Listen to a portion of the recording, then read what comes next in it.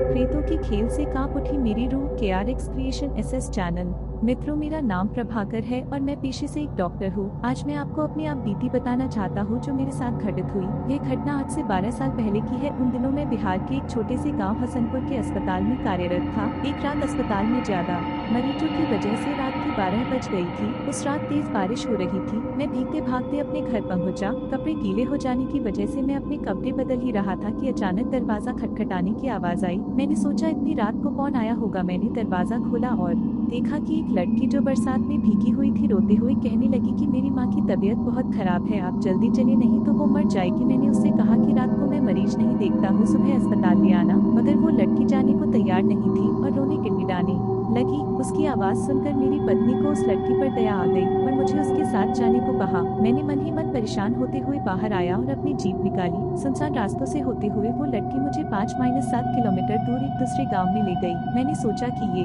लड़की इतनी रात को मेरे यहाँ कैसे पहुँची, लेकिन मैंने इन बातों की तरफ ध्यान न देते हुए एक मकान में पहुँचे और वहाँ उसकी माँ बीमार पलंग पर लेटी थी। मैंने उसकी नब्ज देखी और इंजेक्शन दे दिया और कुछ दवाएं लिख दी। उस लड़की ने मुझको बाहर मेरी जीप तक मुझको छोड़ दिया। फिर मैं घर पर आ गया। अगली सुबह मैं जब अस्पताल के लिए जाने लगा तो सोचा कि रात वाले मरीज से मिलता जाऊं। थोड़ा सा चक्कर ही पड़ेगा रास्ते में जाने को, ये सोचकर मैं वहां गांव में पहुंचा। मैं रात को जिस मकान में गया वो उस जगह पर मुझे नहीं दिखा। मुझे उस जगह पर खंडहर नजर आ रहा था। तो मैं गाँव के लोगों से पूछने लगा कि यहाँ एक घर और परिवार रहता है। तो लोगों ने हैरानी से देखते हुए कहा कि यहाँ ऐसा कोई घर नहीं है। ये सुनकर मेरे रोंगटे खड़े हो गए। मैं सोचने लगा कि रात को जो मेरे साथ हुआ वो क्या था। वहाँ के लोगों ने बताया ये प्रेत लीला है, सो हर साल किसी एक इंसान के साथ होती है।